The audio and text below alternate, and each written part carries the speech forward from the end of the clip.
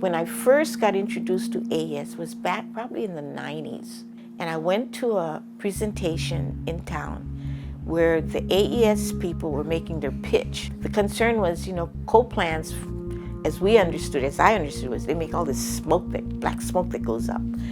And so they say, oh, don't worry your little head about it, because we're gonna do this thing where we're gonna put this coal in this water bath and we're gonna cook it so that the water catches all this smoke and all that top ash doesn't fly out, but we'll have this bottom ash.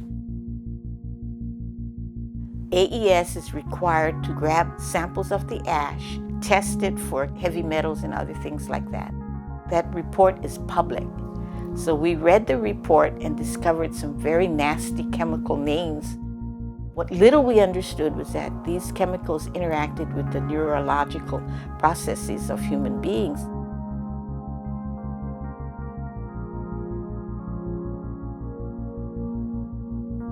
The PVT landfill serves as a disposal site for the bottom ash that is produced at the AES power plant. Every morning, the trucks bring that thing in.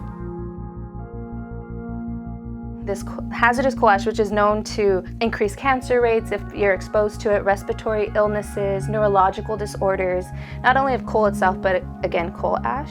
And there's residents who are as close as 750 feet to this landfill and to this toxic material. I can feel for the people, especially who live right next to the facilities.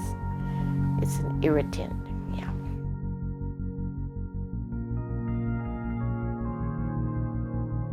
They've said publicly they're going to shut down by 2022. What we're finding is they are hesitant and very slow to show the alternative. They're currently working on a few solar and wind energy projects, but nothing is of the scale to replace the current amount of energy they have through coal. And what Sierra Club is trying to do is to really push them for a firm public commitment that they are shutting down, because there is potential that they could extend their permit and keep using coal under the justification that they don't have anything else to replace it yet, so we still need coal.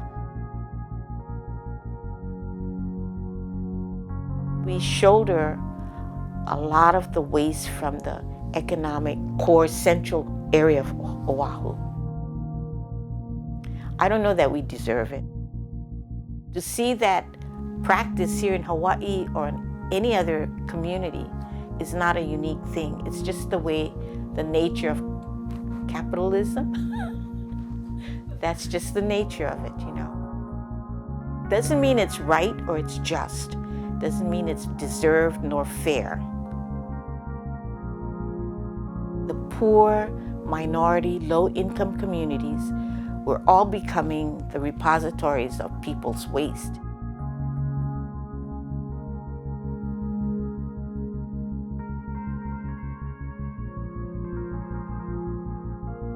Change only really happens through the demand of people.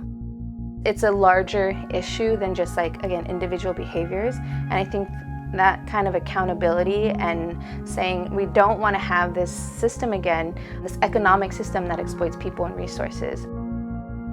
We are the solution to today's problems, but we can only work within the bounds of the law. So if the laws allow us to destroy the planet for profit, then how can we prosper? We need to take courage and stand for what is right, because then the rest of the world will follow.